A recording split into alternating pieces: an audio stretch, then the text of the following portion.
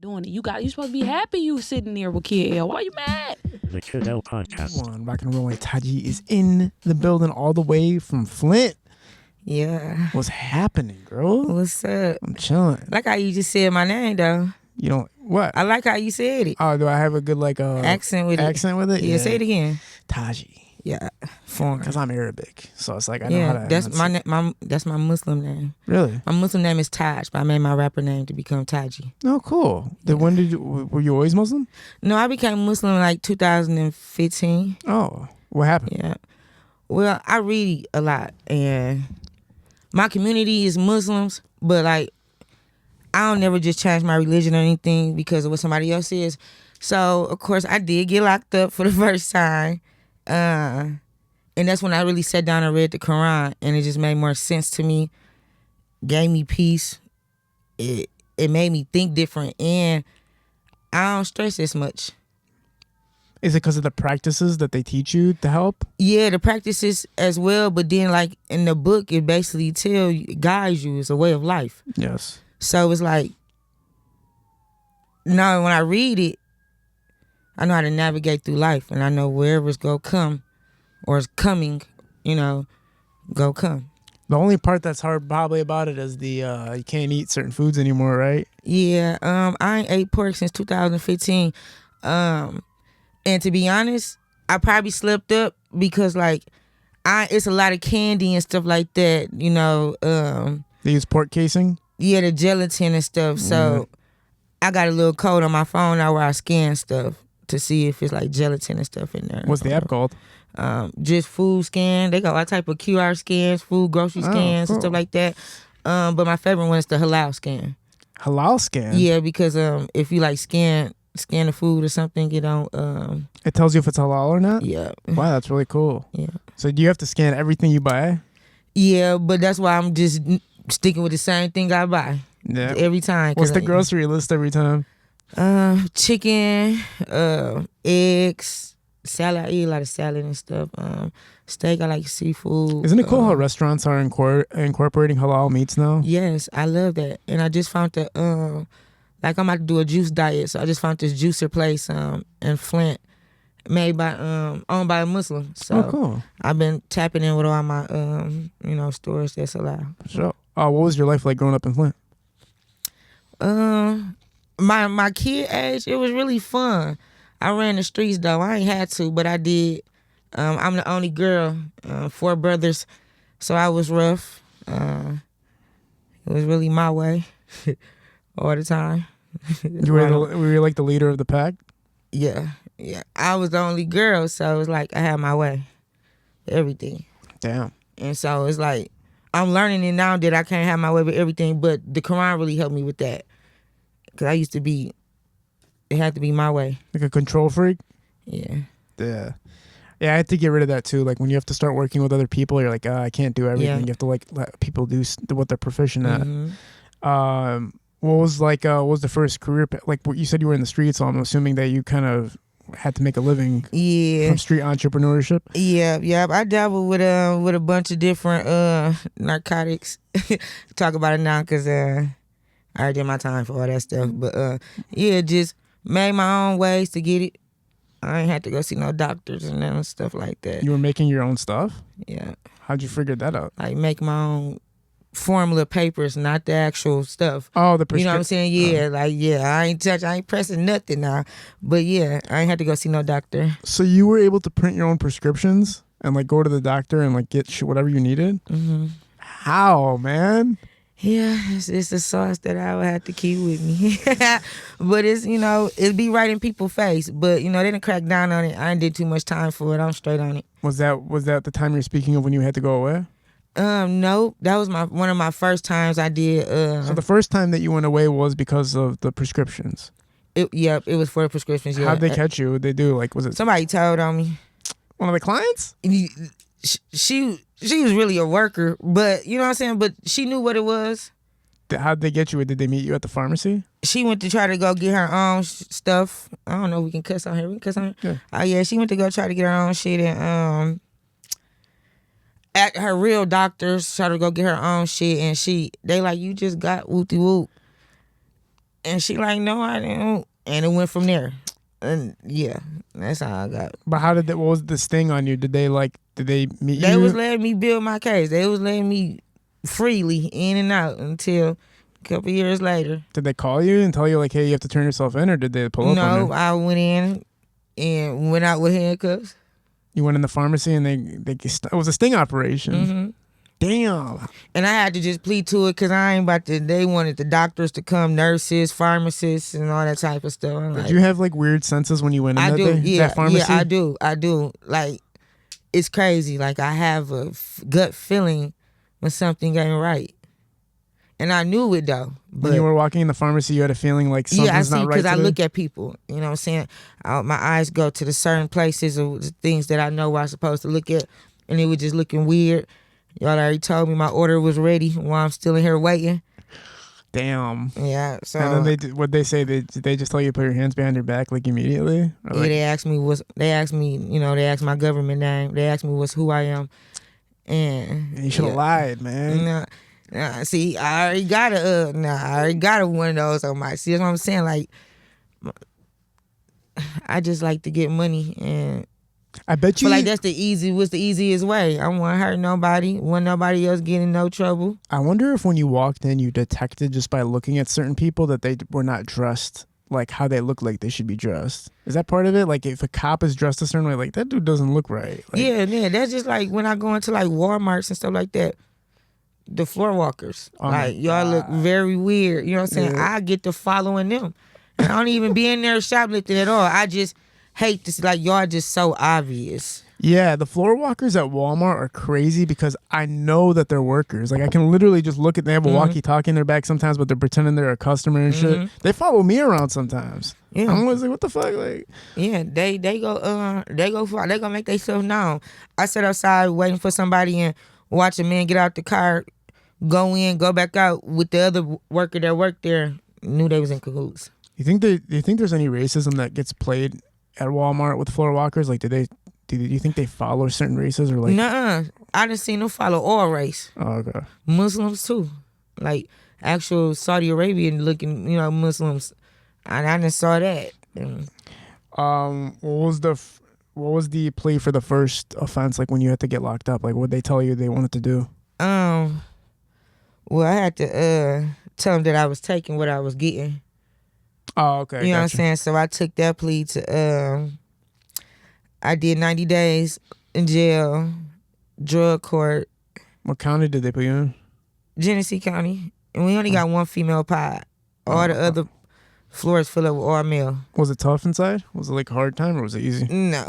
All that stuff is easy. When you who you is for real, it's really easy. Because me, I don't go in and look for trouble. I know what I did. I'm going to come in.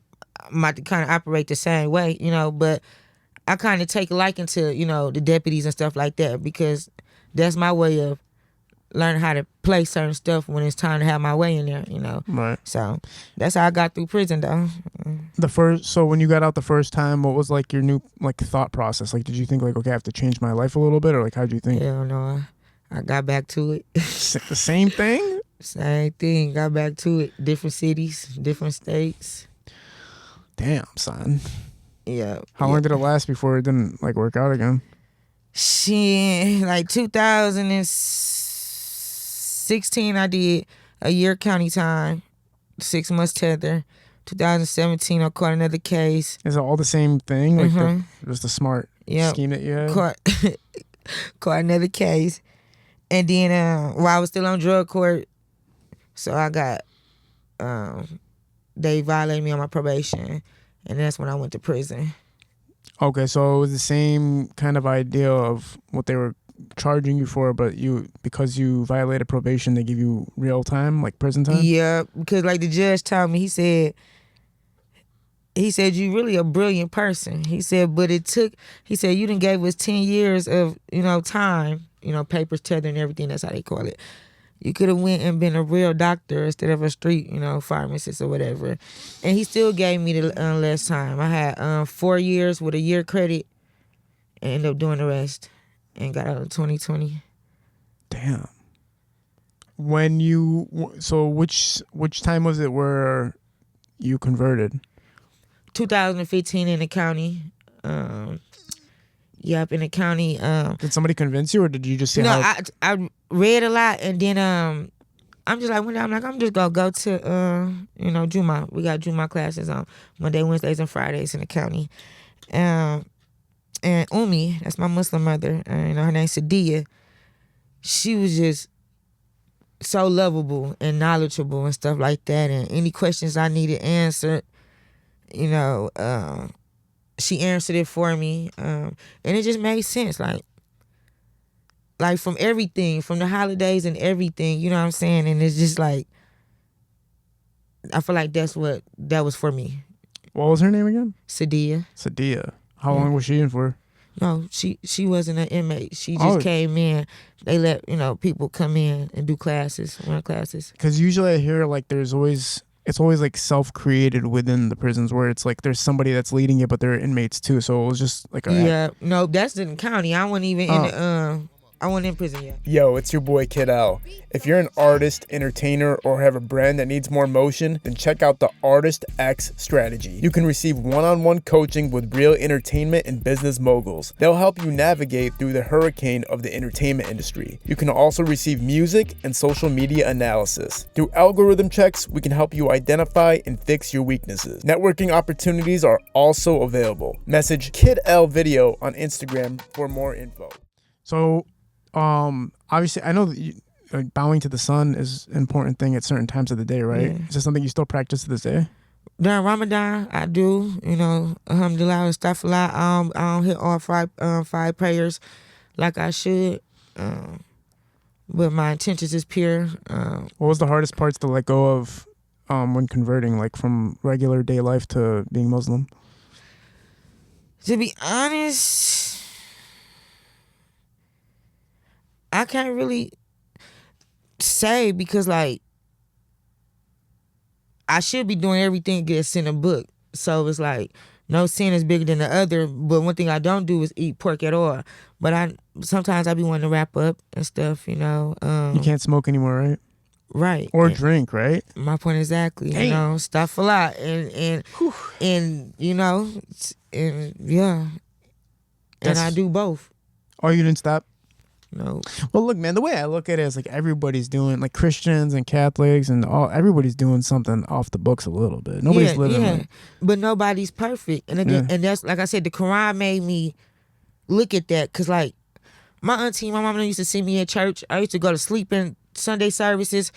Could never get past Genesis in real life. Too many big words, wasn't understanding. Then I just saw the most judgmental stuff going on in the church services.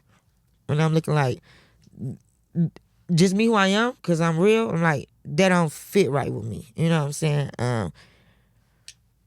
I'm passing out money in church to go to who? It ain't going to God, So it's like, but then when you go to masjid on Fridays, they ask, do anybody need a bill paid? Can everybody come together for this?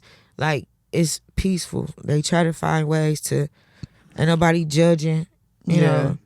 Yeah, I mean, the tides get crazy, right? Yeah. Like, even that, what was that one pastor recently that he locked all the doors and was trying to charge people $40,000? He needed $40,000 to keep the church open. Did you see that? There's this dude, he was a pastor in a church, and he literally made them, like, lock all the doors so none of the people could leave. And he's like, we need $40,000 and nobody's leaving. And I was like, what? This is, like, the maximum version of what these pastors and priests do. They, like, make you feel guilty for not donating, right? Or obligated when it's and like people be giving a last, Yeah, and it makes sense to me, I mean, I did it though, till I realized, like, opened my eyes to a lot of things, like, where y'all mailing it to? It ain't going in the sky. Like, y'all keep saying, your ties, your duties. I'd rather go feed 50 people. You know what I'm saying? I do that a lot. I feed people on the streets. I pay for people food behind me, whether I'm in a restaurant or a drive-through. That's cool. And I do that all throughout the year, not just during Ramadan. That's very nice. When did you start doing that?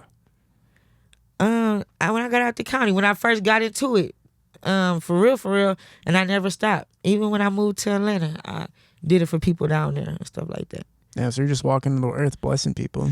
Yeah, the last place I did was at Leo's Coney Island, and it was like a family of 4, and I just asked like the bartender, the waitress, like, you know, did they pay for their food yet? She's like, no, let me see their receipt. It was like $55. It was more than my food, but I didn't mind. You know, I was just blessed to be able to have it, to be able to do it. And then I told them, like, you don't got to worry about your bills paid. They asking me questions like, but why did you pay it? Hey, it's your blessing. Just take it. Like, it's no catch with it. Just it's good karma. You know, yeah, I like to see people smile and stuff like that. Like, that's my real personality. I like really helping people, you know. So that's amazing. When did music start coming into the frontier of your life? So really, I've been around music all my life. Growing up with my brothers, you know, he did music for, you know, dating family and stuff like that, and so the melody was always around. But it took for me to go to prison before I started really writing. And I really was shy. Like, I'm really shy for real. And so, like, I used to write, and I met a friend that was locked up. I met her. That's my best friend till today. And I used to write my raps, and I used to whisper it to her. She used to be like, hell no, I like you too hard. You ain't about to whisper your raps. Woo, woo. Daytime come. We sit in, we'll go, you know, to the day room. After count, she got chairs lined up and stuff for me to perform in front of the inmates. Like, I was the, you know, the artist performing. I used to be like, But that really helped me to become who I am today. It brought me out my shy shell when everybody there at their lowest, for real. So it's like, it helped me out a lot. And I feel like, you know, because of her, it's the reason that I am going on these stages and not shy no more. That's dope. So, yeah. That's super dope. Yeah, you came out crazy with Allstar JR. Yeah. That's when I first heard you, and I was like, what the fuck? Yeah. And then I think you took kind of like a break or something. I don't know if you were like what the situation is, but it was kind of like inconsistent when I would see you and when I wouldn't see you. Yeah. I'm always on the go, for real. I do everything by myself, so my money I make, I gotta be able, because I'm a mother, so I gotta be able to music, bills, life, you know what I'm saying? Damn. Keep everything afloat. I was just thinking about that this morning, how hard it is to be an artist that has a family. Because it's like, not only are you paying for the family lifestyle, but you're paying for to be in the music industry. Because everybody has to pay to be in the music industry until you get paid. Right. Till somebody cuts you a check, which is super difficult. But how is it managing that? How is it managing a family and managing artistry? I just take it one day at a time. That's why I get up and grind, like, because I can't stop. And, you know, and I work a job. I won't work a job for long because I don't like being on nobody else's schedule. You know what I'm saying? Like, then I'm giving all these hours to these people and I'm slacking on my own hours for myself. You know what I'm saying? So it's like, I'm all in now, you know. Yeah. Do what I got to do.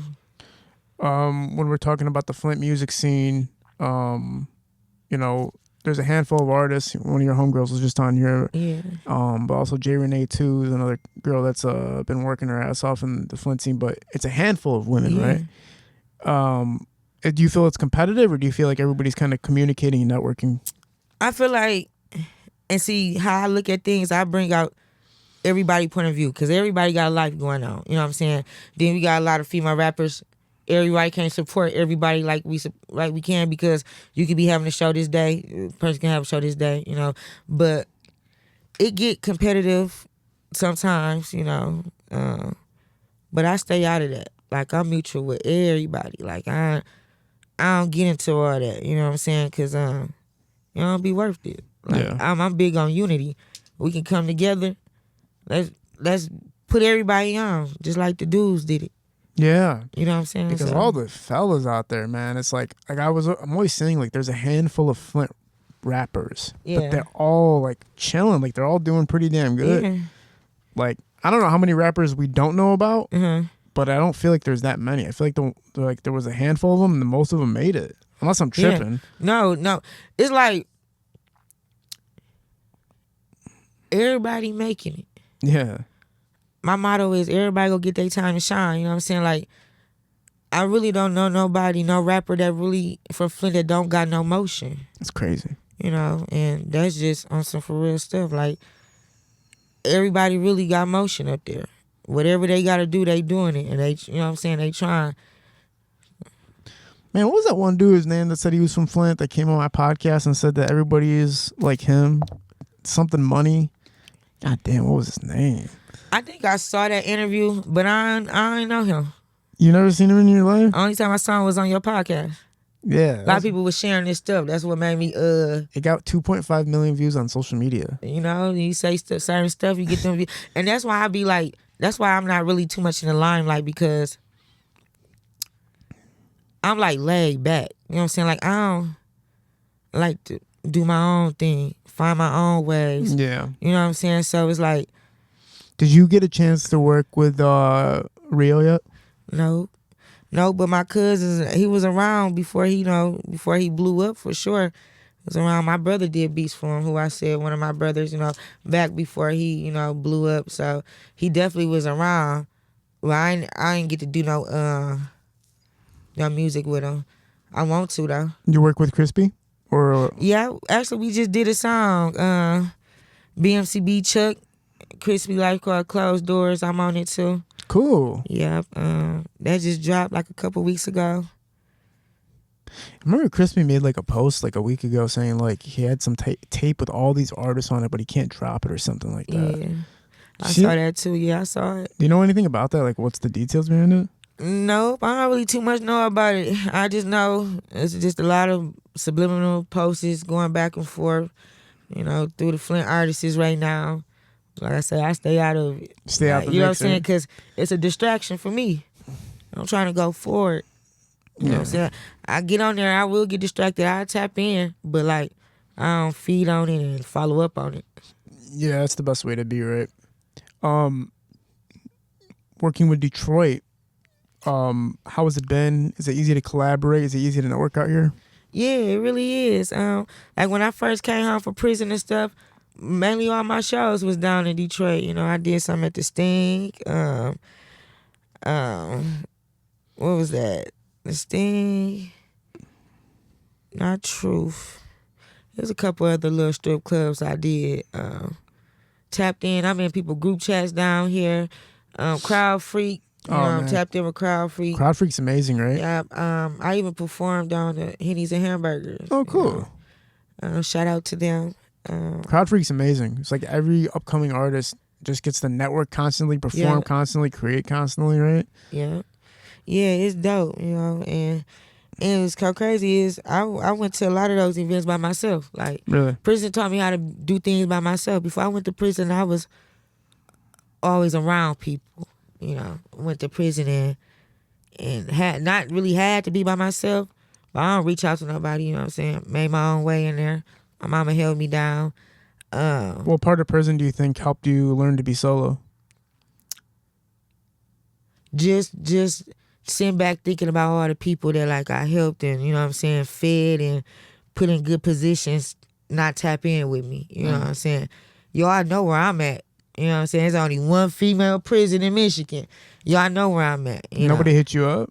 I mean, a couple. You know what I'm saying? I did 3 years. I mean, what? You know what I'm saying? Like, my close people, you know what I'm saying? I ain't gonna say I ain't had nobody. I had people, it just, you would think how people, I saw more screenshots to my JPay on free, me, from people that ain't even hit me on my JPay. Oh, shit. People would send pictures like, yeah, what, such and such saying free you. In my head, I'm thinking like, such and such ain't wrote me, ain't put no money on my book, nothing, visit, nothing. But I wasn't tripping, like it just because made me who I am. If it was the opposite way, where if that person was in there, you would be... I'm always tapping in. Yeah. You know what I'm saying? I'm always tapping in. My mama in and out of prison, was in and out of prison, so I know how it is. So I was like, I'm always tapping in and shit, motherfuckers got a bond. I got the money, I'm bonding them out. You know what I'm saying? Like all type of stuff. So I just sit back. My mama always told me, though, you can't expect for people to have the same type of loyalty as you. Yeah. When she told me that, I took it for what it is. It is hard to deal with, right? Because it's like you're so connected with people and you love people so much, but like they don't have the same feelings towards you, and you're like kind of confused when you figure it out. You're like, well, what the fuck? Like, this is trippy. Like I thought we were like that. Yeah, I just learned that in prison, I took a cognitive thinking class. It ain't even them. They half time they don't even be knowing when they not real and not who they is. But the way I see life now, I see through people. You know what I'm saying? So I just learned how to deal with people now. Like I still mess with the same people who ain't say too much to me on JPay or whatever, but certain extent. You know what I'm saying? Yeah, it's more like a bubble around you than there was before around them or whatever. Yeah, I'm more private and secretive by the way I move and stuff like that. And it's crazy because I gotta be in the limelight still, you know what I'm saying, doing music. So it's like, that's why I don't really show too much in my life. But yeah, it's a balance. You have to kind of know what to put out there and what not to put out there. When you're talking about your mom being in and out of prison, like, how difficult was it for you? Did you like, who'd you stay with? Like, how'd you like get out, like maintain that? I stayed with my aunt, my mom's sister. Oh, cool. Yeah, she held it down. Man, my aunt raised me too, kind of. Like, I was with my parents and shit, but my aunt kind of helped raise me on the side. She beat my ass, like, every day, bro. I'll never forget that shit. Yeah, I never got a whooping. You never got whooped? I never got a whooping. Man, I used to get smacked for nothing, bro. Yeah, I never got a whooping. One thing, what I did have to do was clean up after. I got a brother that's 5 years younger than me, so when I used to have to clean up his mess. No. Yeah, I never got a whooping. Even when they used to say you on punishment, was on punishment. When the judge was telling you, like, you have like a very, like, you're an intellectual, like you have a smart mind and sharp mind, did it make you think like, damn, I do? Like, what the fuck was I doing? Or I already knew I did. So what made I you feel like I was smarter than them. What made you like have that mind and still go to that route? Is it because it was like the only option at the time? Like, what do you think it was? It was fast, easy, quick, accessible. Yeah. You know, I already had kids, so I was like, I had to be done. Yeah. And I'm going to law school though in August. Really? Wayne State University. Damn. Yeah. Is it easy to be a lawyer if you have like a record and stuff? I feel like it's gonna be easy for me. Yeah. And I chose Wayne State because like with the felonies I got, they still accepted me. Oh, cool. Because they accept felons, you know, or whatever. But by the time I finish, that stuff would be long gone off my expunged. record. Yeah. So I'm gonna go. I think that's what Better Call Saul was about. You ever see that show? Mm-mm. You ever seen Breaking Bad? I like scanned through it, but I ain't never. Yeah, they made a spin-off show called Better Call Saul. It's where a felon gets his law degree and like basically he passes the bar exam. Which I heard the bar exam is insane to pass. Yeah. But like people get to it and get there. What kind of law? I'm determined to do. I can do anything like that. Yeah. I really, if it take for me to cut the world off, music off, or whatever, just to not even say prove a point. Well, yeah, prove a point to myself that I can do it. I'll do it. But it's criminal. Yeah. Yeah, I want to be Be criminal dope. law. You know what's hard about that is like knowing if your client like did the shit he did, and it's just like dealing with that shit. Like, damn, you really killed all those people. All right, let's see what we can do in the courtroom. Yeah, I watched Lincoln Lawyer. It's a TV show. I watch that too. Yeah, it's good. Yeah, and you saw what he went up against and stuff like that. I feel like that's me. Yeah. Mm-hmm. Sometimes you gotta just fucking be like, all right, look, I know you did this shit, but let's get you the best outcome from the situation. Yeah. But if it was somebody like you would have your lines. Like there would be certain things like I'm not defending you no matter fucking. Yeah, I'm not what. defending nobody that harmed my family or anything. Yeah. Like one of my homegirls, I defend them. You know, like my people like that. But like, I mean, it depends because it's a job. So if somebody come to me,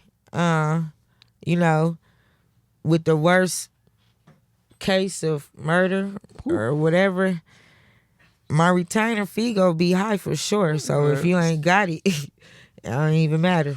You're literally paying for your best chances to not go to prison or to have a reduced sentence. Right. Like literally you're paying. Yeah, and sometimes that's the best bet because if you know you did it anyways, you're not about to try to go for life. You'd rather take 20 years or 15, even though that sounds steep, don't it? But I was locked up with a lot of people that went in young and got out. They did 15, 20 years, and we still in touch and stuff now, and they doing their thing. Like, I don't know. Prison it depends on what type of person you is, but it can make you better. I think like anything where it's not murder related or like obviously abuse related, and you get 15 plus years is fucked up. Like drug charges. Yeah. Like imagine being in jail for like fucking 20 years because of drugs, and it's like, man, like I didn't kill unless you were supplying fentanyl or some shit like that. Right. But like, man, that's a long fucking time. Like, how long do you think it would actually take somebody to learn their lesson and should be back into society if they moved like 20 pounds of like cocaine? Right. Like- Could you think about it? 20 years, you really messing them up. You making them worse. Yeah. Now they institutionalized, probably taking medicine crazy. And nowadays, prison ain't, people don't care to go to prison. It's like a college. They doing the same thing outside in there. I heard they got phones now. Phones. Tablets. I done tapped in with people who get DoorDashes, What? all type of stuff, because they tapped in, and it's like, Bro, wait, how do you get a DoorDash if you're in prison? you tapped in, A DoorDash? What are they going to deliver it to your cell? Like how? No, but you tapped in. You What? just DoorDash. tapped in, and that's anything you want in prison, you can get. See who that is. Trying to ruin our interview. I got 2 phones. What's that one movie, that show that just came out recently, Escape of Pandora, where that the prison lady was having sex with the inmates? I think I saw that too. I think I saw it like on Netflix. I saw like It's a true story. yeah, that's what I saw. Like it was based on a true story. Yeah, it was like this prison lady was sleeping with the inmates, and then eventually she helped the inmates escape prison. And then she was supposed to meet up in a car with them to be their getaway driver when they escaped the prison, but she like dipped on them. And then they ended up having to run for like hundreds of miles before they got caught. I think one of them got killed too, actually. But like, I can see how people sneak shit in because it has to be through the officers. That's the only way. Yeah. Unless they're droning these motherfucking DoorDashes. They doing everything. Man. They sitting there thinking of plans. Like, How easy is it to escape? Does anybody escape? I mean, some people have probably about tried it, but That's they the ain't gonna get first- too far. If I'm getting 20 years, I'm escaping, bro. I'm not doing 20 fucking years, bro. And see, you gonna be like one of the people that go in with like a year and get all them flops and be in there for longer than 20. Yeah, but like if I'm going for 20, that's it. I'm like, all right, bro. That's my life's over. Like I'm not. Yeah, nah, because you never know. Stuff can happen to where you get out early. You know what I'm saying? Good time. Donald Trump pardons you out of nowhere. You know what I'm saying? Overcrowded. Yeah. So it's like, You were in during COVID? yes. What was that yes. like? It was scary. I was blessed. I didn't get sick. I ain't have the antibodies. I ain't have anything. Officers passed away. Oh my God. Some people can't even go home. They passed away. Some people were tested positive for COVID right before they was about to get released. They had to stay in until they tested clear. Everything cool? Yeah. Very good. All right, for sure. Yeah, it's pretty interesting stuff. It's like its own world, but you learn from it. Like you said, it helped you a little bit. Some Yeah. type of discipline involved.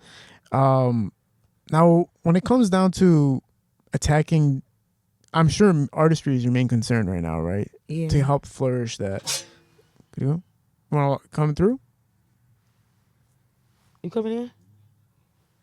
You can come through if you want. No, you good. Okay, for sure. The blueprint, the marketing, how are you planning to kind of really dominate the scene? To be honest, this year I just trying to get my followers up and stuff. So I just plan on really investing in these platforms. Podcasts. Working with Hell of a too, right? Yep, I did. I had did a the 20 verse Helliver. He always give me, great pointers. Shout out to him. He's solid. I ain't got no beef from him yet, but I am. For sure.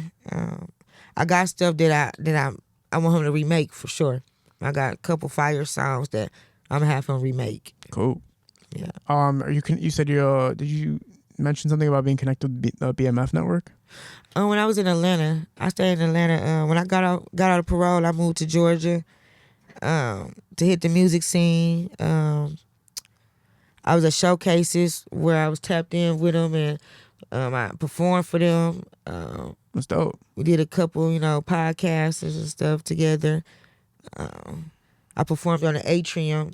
They say that's a big, huh? You gotta hit that mic when you talk. Oh, okay. Yeah. Can you tell me? I'm like, huh? No. They said it. That's a big stage for big names. There's Mariah Carey, Beyonce, and them. And I was tapped in through my cousin about the event down there, because everybody couldn't get on that stage. So I was glad I did that. Just really saw it as differently. Like, I got real fans down there. Like, people coming to my shows and stuff that I don't know. Tapping in, like my Instagram friends, followers and stuff. A lot of people from Georgia. That's cool. So yeah, I was tapped in for them, so. What's the from your fans and people supporting you, what's like the biggest moment you've had so far? Let me see. Has anybody said your music to help them in whatever they're going through? No, to be honest, not really. Like, no, ain't nobody told me that it really helped them. I don't know, because my music, I really make music for everybody, but I got some new music coming up that is going to help out for females.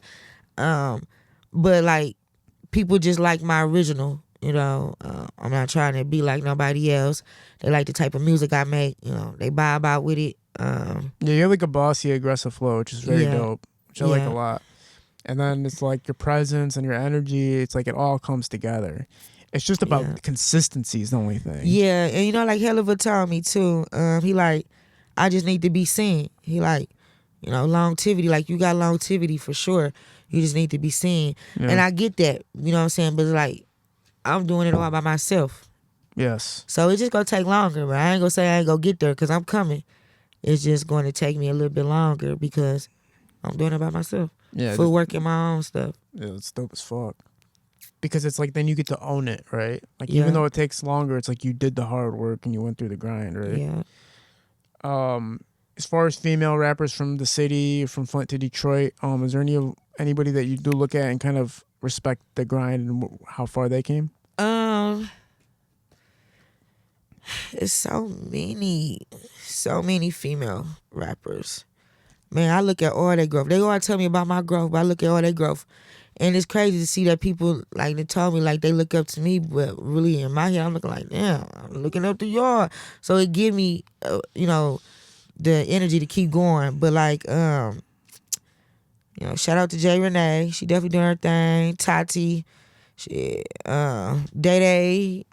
I can keep going on and on. Yeah. I want to do a song with Rocky Bad, Detroit. That'd be dope as hell if you and Rocky got together. Yeah, I tapped in with her, but I wasn't all the way ready.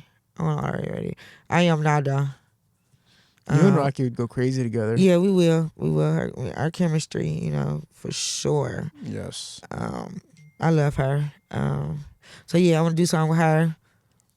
I'm in a couple, female ciphers. I'm in a lot of female ciphers. Flint, that's how our female been getting together, been doing, clicking up at least once or twice a month, going to the studio together, knocking out songs and videos and stuff.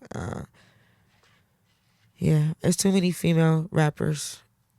I want to congratulate all of them. I want to do a song with all of them, for real. Yeah.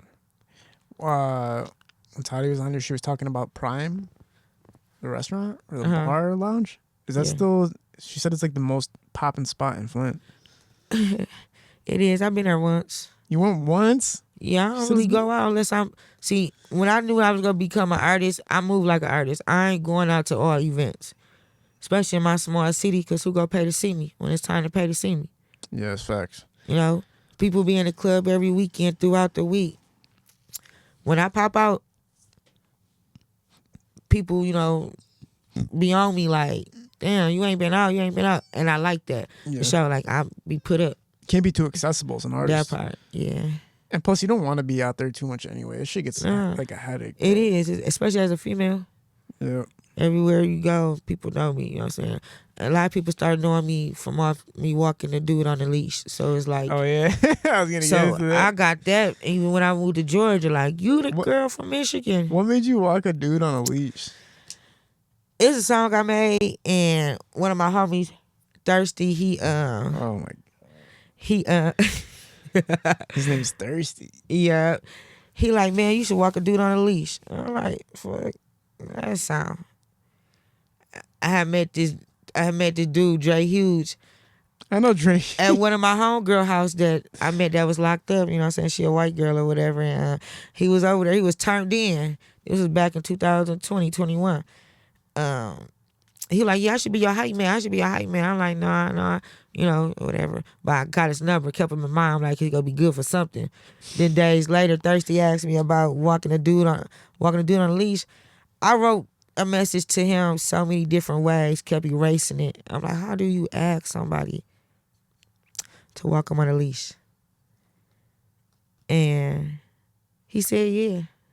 I told him, like, I get you a mask and everything. Like, I don't even want a mask. He like, I want to go viral. Oh my God, Dre. And we did it Didn't this downtown girl Detroit. Didn't this girl go crazy on him on a live one time? Yeah. That's why he was like, what really blew him up? Yeah, and everybody kept thinking that was me. Everybody thought it was you? Yeah, because when I was walking on the leash, people was thinking it was his baby mama, too. Oh yeah, that's Yeah. crazy. Yeah, so, you know, and it got messy for a minute. You know, motherfucker like, oh, you let another female walk your dude on a leash? It got real messy. Well, that is crazy to do. I would never. You couldn't pay me. Well, maybe like 100,000, some type shit like that. I'd probably do it for 100,000. I paid for his haircut. Got him. I got a razzle dazzle leash, harness, and $50. I wonder if you were one of the first people to do that, because after you, there was a couple other female artists that did that. Yeah, a lot of people be sending me stuff like when other females walking somebody on a leash, they like, you know, you did it first, whatever. You know, but only so much of the world see me. Do you think you are the first female artist to do it? I'm the first female artist that I saw do it. Yeah. You know what I'm saying? I saw everybody that did it after me, but then like when people was like saying how I was the first person to do it when Sexy did it, I saw comments of people saying all the other people that did it. But I never knew. I didn't give a damn. Oh, you thought about it and you just put it to life. Damn. I even walked another dude on a leash because of the strength of Dre Hughes though. Like when he went up with his baby mama, everybody like, damn, your dog, like you ain't go up with him. Dude hop in my inbox. And it was like, man, I'll be your dog. Fuck Dre Hughes. I had him on a leash the next day in the video. Oh my God. Yeah. What the fuck? Like, what goes through your mind to say yes to something like that as a man? You'd have to be, I'm not saying that these guys are that type of time, but I'm saying you'd have to be kind of fruity or something for doing that.